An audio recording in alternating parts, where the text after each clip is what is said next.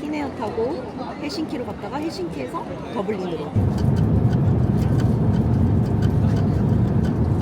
잠시 기상 정차 말씀드리겠습니다.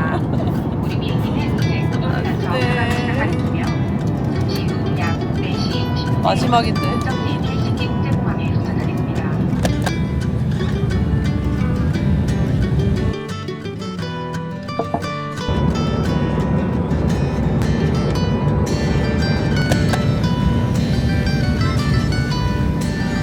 와, 되게 추워. 대박. 와, 진짜 너무 추워요. 진짜 예쁘다. 여기도 뭐 있다. 아니, 지금 시간이 8시 40분이거든요. 저녁 8시 40분. 시차 때문에 너무 졸리고, 왜냐면 지금 서울은 새벽 4시, 새벽 5시. 그러니까. 근데 시간을 봤더니, 아니, 저녁을 먹고 밖에 나왔더니 이렇게 밝은 거예요. 말도 안 되잖아. 이거 처음 경험해봐요, 태어나서. 저녁 8시 40분인데. 어떻게, 내가 잘못된 것 같아.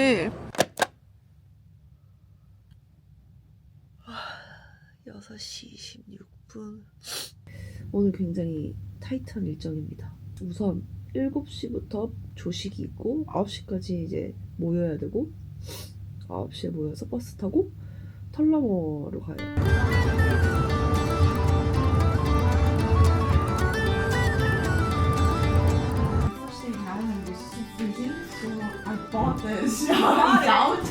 I've been here quite a long time, so we've been producing audiophile headphones here in Tullamore for about 30 years now, so we've been involved in that journey.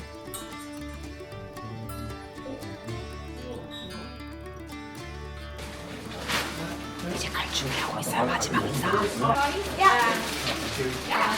very welcome, thank you very much.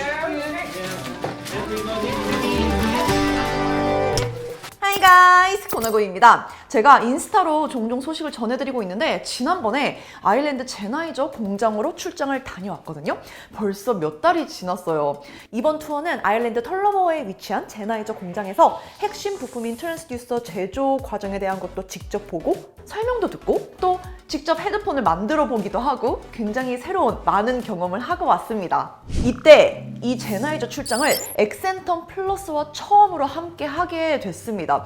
첫 만남은 제가 소비자로서 선택을 했다기보다는 제나이저 공장 출장길에 오르면서 제나이저의 다양한 제품군에 대해 좀 이해를 해보고 싶었는데 그때 마침 이게 출시가 됐었고 또 제가 그동안 이어폰은 굉장히 다양하게 써보고 있었지만 헤드폰 경험은 그닥 많이 없었거든요. 그래서 이번에 엑센텀 플러스를 출장 내내 사용을 하게 됐어요. 압도적인 휴대성 때문에 이어폰을 그동안 좀 많이 고집을 했었는데 그걸 포기하고서도 헤드폰만 찾는 유저에 대한 궁금증도 좀 많았었고요. 제가 미리 말하자면 진짜 이어폰은 그동안 엄청난 핸디캡을 극복하는 과정을 거쳐 어렵게 여기에 도달을 했구나 하는 생각이 들었고 또 반대로 헤드폰이 갖고 있는 잠재력이 얼마나 대단한지도 새삼 역으로 느껴볼 수 있는 기회였습니다. 자, 그럼 제가 이번에 출장 핑계대고 한번 사용해본 엑센텀 플러스 소개할게요.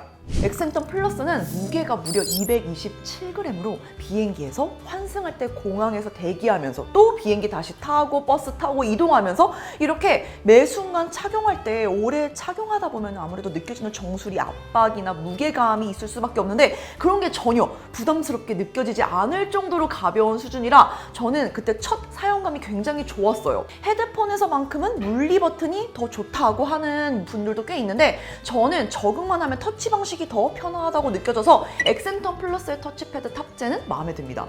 터치 컨트롤 반응도 상당히 좋은 편이고요. 아무래도 노출된 버튼이나 절개된 선 같은 부분을 많이 없앨 수 있다 보니까 터치패드 방식은 무엇보다 디자인 측면에서 이점이 많죠. 제가 헤드폰을 자주 안 쓰게 되는 이유 중에 어쩌면 가장 큰 이유는 너무나 압도적인 패션 아이템이라는 점입니다.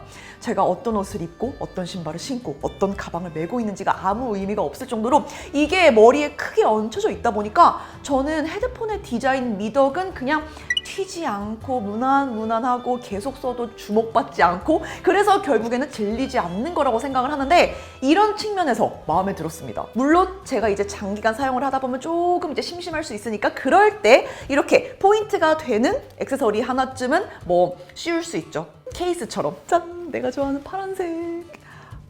그리고 에어팟 프로 맥스 때문에 생긴 어떤 헤드폰 공포증 중에 하나가 비행기에서 유선 연결을 할 수가 없어서 아예 사용하지 못했던 경험인데요. 이것 때문에 저는 에어팟 프로 맥스가 있는데도 불구하고 꼭 출장 갈 때만 다른 헤드폰을 챙겨 다니게 돼버린 거죠. 당연하게도 엑센터 플러스도 3.5mm 이어폰 잭이 내장되어 있고요. 애초에 구성품에 여행용 케이스와 함께 케이블이 다 들어가 있으니까 장거리 여행 출장길은 걱정할 필요가 전혀 없습니다. 이제 오디오 쪽 하드웨어도 한번 볼게요. 37mm 드라이버를 사용하고 있는데요. 사이즈 자체가 경쟁 제품 대비 더 큰 편은 아니지만 헤드폰에서 무조건 드라이버가 큰 게 유리한 건 또 아니기 때문에 어떤 성향으로 튜닝되어 있는지가 더 중요한데 제가 느끼기에 드라이버 사이즈가 크지 않은데도 불구하고 오히려 베이스 쪽 힘이 좀 있다고 전 느껴졌어요. 볼륨 레벨이 높은 상황에서도 왕왕거리면서 좀 탁해지지 않고 선명하게 들리는 점이 좀 인상적이더라고요. 이런 성향이 중음역대까지도 잘 이어지고 있어서 평소에 즐겨 듣는 대다수의 곡들을 이어폰과 비교해서 엑센텀 플러스로 들었을 때 더 넓은 공간감으로 재밌게 들을 수 있었습니다. 반면 고음역대가 저는 살짝 심심하다는 느낌을 받았습니다. 중저음을 뚫고 나와주는 그런 힘이 고음역대까지는 조금 부족한 느낌이랄까? 제가 들어본 음악들이 고음역대가 좀 재밌는 연주곡들이 많았었는데 보컬은 괜찮았지만 연주 악기 곡에서는 좀 밸런스가 아쉽다는 느낌이 들더라고요. 그런데 물론 이조차도 제가 듣던 그 어떤 이어폰보다도 더 풍성한 소리를 들려주는 거에 대해선 의심할 여지가 없었습니다. 여기에 이제는 없으면 좀 서운한, 아니 많이 서운한 액티브 노이즈 캔슬링도 이번 출장길에 잘 써먹었어요. 비행기 소음을 거의 느끼지 못할 정도로 자연스럽게 차단해주기도 하고, 그리고 엑센터 플러스에는 소음 제거 강도 조절이 있는데요. 특히 이 기능이 저주파 소음을 더 효과적으로 제거한다고 느껴지는 게 비행기 특유의 그 웅웅거리는 소리를 꽤 많이 제거해줍니다. 그리고 배터리 사용 시간의 경우 딱 이번 출장에 마침 너무 잘 맞다는 생각이 들었는데 한 번 충전으로 최대 50시간 사용이 가능해요. 저는 이번 출장길에 비행기에서는 액티브 노이즈 캔슬링을 거의 사용을 하고 평소에는 그냥 꺼놓고 사용을 했는데 일부러 충전을 하지 않은 채로 써보니까 착용한 시간 기준으로 40시간 정도는 충분히 사용할 수 있었습니다. 이 헤드폰은 제가 이번 제나이저 공장 견학을 가면서 사용을 해보기 시작했는데 다녀와서 오히려 더 제나이저 제품에 대한 궁금증이 많아졌어요. 다양한 제품.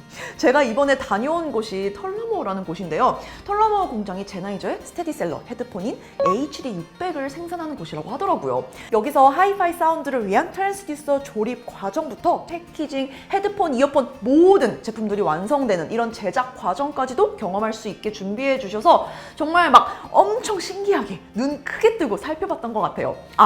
가장 기억에 남는 시간은 아무래도 최상급 하이엔드 헤드폰이 H21이 제조되는 과정까지도 잠깐 봤는데 정말 신기했어요. 그리고 이거를 하이파이 룸에서 직접 청음까지도 할 수 있는 시간도 있어서 앞으로 없을 비싼 청음도 좋아하는 노래 직접 선곡해서 들어보기도 했고요. 원래는 노래가 좋아서 음악을 들었는데 이번 기회에 그냥 소리를 표현하는 방법에 따라서 헤드폰 자체가 재밌어질 수도 있다는 생각을 많이 했습니다. 이어폰 말고 다양한 헤드폰으로 들어보고 싶다는 생각도 들었고요. 그리고 이번 털러모어 공장에서 청음했었던 유선 헤드폰도 다시 한번 들어보면서 비교를 해보면 재밌겠다라는 생각을 했는데 뭐 또 이렇게 돈이 많이 들어가는 취미가 늘면 안 되는데 그럼 저는 또 재밌는 신제품, 제품 소식 들고 돌아올게요. Bye guys!